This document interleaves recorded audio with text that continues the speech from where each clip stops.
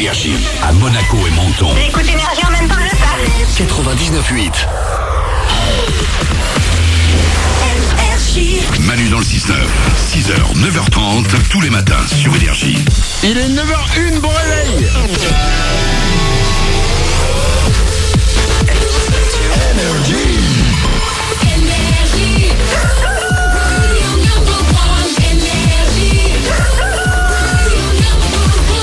Juste après les infos à 9h05, ce sont les infos de Glandu. Les infos de Glandu. Ça arrive, il y aura Major Lazer avec Nicki Minaj, Chainsmokers et Coldplay. Et à 9h10 les amis, nouveau dilemme. Hier on a eu un problème, ça buguait sur notre page Facebook pour les votes en direct.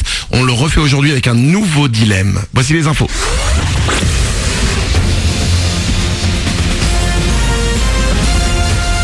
Toute l'actu sur Monaco-Menton avec Frédéric Plat. Bonjour, de belles apparitions du soleil pour commencer la journée sur Monaco et Menton, mais des nuages pourraient bien d'ici cet après-midi donner un petit peu de pluie, voire des orages sur les reliefs selon Météo France. On retrouvera ensuite des éclaircies avec des températures vers 21 degrés. Il faudra attendre dimanche pour retrouver un plein soleil, du moins côté plage. De quoi avoir le tournis d'ici à dimanche. Demain, l'événement à Monaco, c'est le deuxième e-prix, 5e date du championnat de Formule E après Mexico et avant Paris. C'est le seul championnat de monoplace 100% électrique.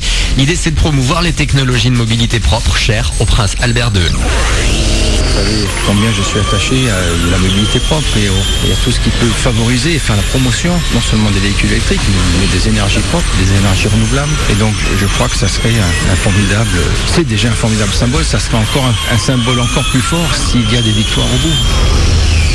Le champion en titre et premier vainqueur en 2015, Sébastien Buemi, va tenter à nouveau d'inscrire son nom au palmarès de l'épreuve. Côté monégasque, c'est Maura Angels qui sera au volant de la monoplace Venturi. Le départ pour 51 tours sera donné à 16h sur, comme il y a 2 ans, la partie basse du circuit de Formule 1. Vous n'allez pas croiser de Formule E ce matin sur votre route, mais sans doute encore des bouchons, avec encore des travaux sur pas mal de secteurs aujourd'hui dans et vers Monaco.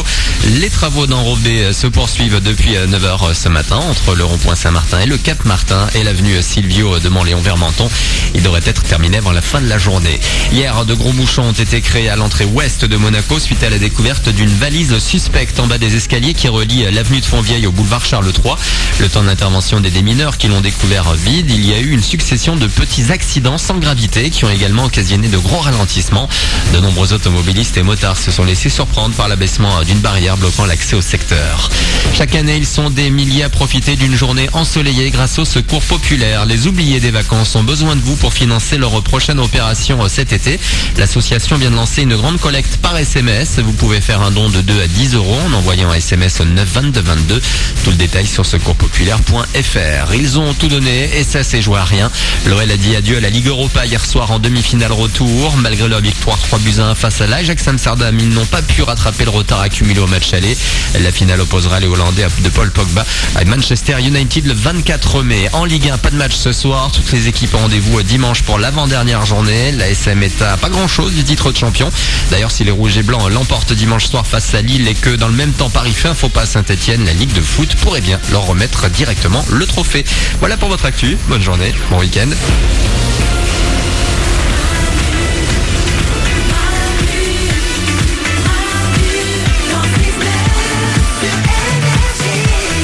C'est nous et 9h05, on est avec vous chaque jour. Oui, chaque jour, nous sommes là dès 6h du matin jusqu'à 9h30 en direct. C'est les ouin-ouin du matin. Vous nous écoutez et vous prenez du plaisir. Pourquoi ? Parce que vous dites, c'est bon, il y a pire que moi, il y a les ouin-ouin dans la radio, ma journée ne pourra pas être mauvaise.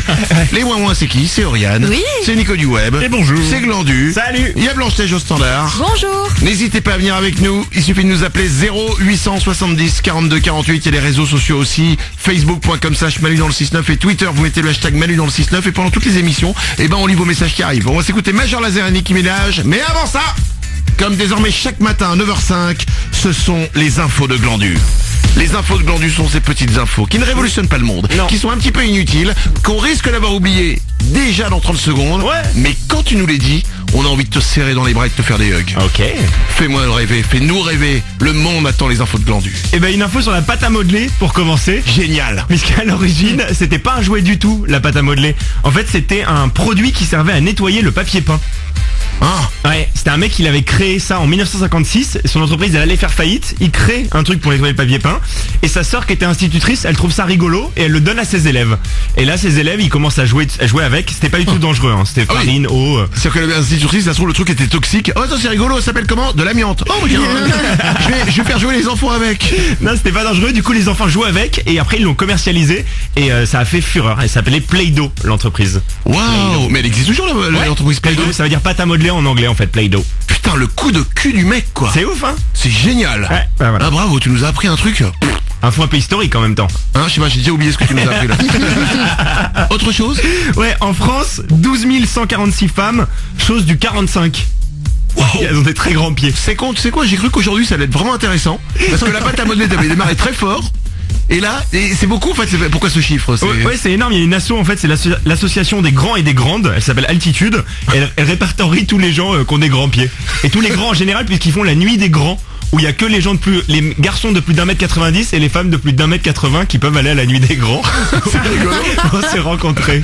Attends, tu mesures 1m80, je mesure moi 1m89. Putain, non. Mais je suis tellement fait refuser les entrées en boîte que là, ce sera le summum. Non monsieur, c'est pas possible. Mais je suis en costume. Ouais, mais vous êtes pas assez grand. La honte suprême. Une petite dernière info?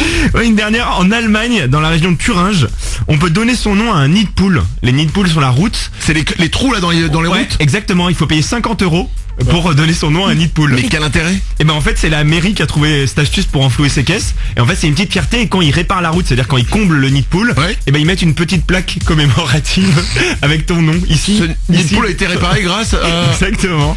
Et il y a 257 nids de poules déjà qui ont été achetés. Ah oui, quand même. Il faut avoir de l'argent à dépenser, quoi. Parfois tu peux donner ton nom à une étoile et ça s'achète sur le net. Alors à un trou, qu'est-ce Oui. que ça évoque de ta personne, Oui, mais quoi. excuse-moi, quand t'achètes une étoile sur internet, ça reste quand même une méga arnaque parce que les étoiles appartiennent à personne et que personne ne saura jamais que t'as ton étoile parce que quand tu vas à une soirée, tu te balades pas avec ton petit papier là. Regardez, j'ai une étoile. Alors que là, t'arrives, t'as un premier rendez-vous, tu dis, excuse-moi, faut que je m'arrête sur le côté de la route. Pourquoi, on est en panne? Non, regarde, ce nid de poule. C'est grâce à moi qu'il a été réparé. Si avec ça t'emballes pas, excuse-moi, mais à un moment, je m'y connais pas. Merci pour ces belles infos, Glandu. Avec plaisir. Elles reviendront à 9h05 évidemment, dès lundi.